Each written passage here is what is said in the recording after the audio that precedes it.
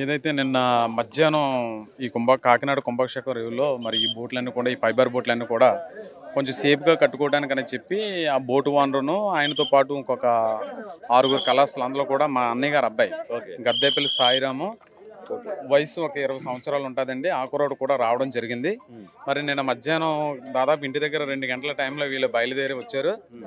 మరి ఆ బోటు కట్టే ప్రయత్నంలో కొంచెం అంటే డీప్‌లో సేఫ్‌గా కట్టుకుంటే బాగుంటుందని చెప్పి ఈ మ్యాన్ పవర్ అంతా కూడా ఈ బోటు మీద ఎక్కి ఆ బోటు కొంచెం డీప్‌లో కట్టుకొని వేరే బోటు ఎక్కే ప్రయత్నం కట్టుకొని వద్దాం కదా అనేటప్పుడు ఆ బోటు ఈ బోటుతో చేరడానికి ఈ అలల తాకిడికి ఉద్రిక్తత ఎక్కువయ్యి వీళ్ళు ఆ బోటు ఎక్కకుండా అందరూ కూడా ఈ సముద్రంలో దిగి వద్దామనే ప్రయత్నం చేస్తూ ఉండగా ఆ ప్రయత్నంలో ఈ కుర్రోడు జరిగింది. హ్మ్.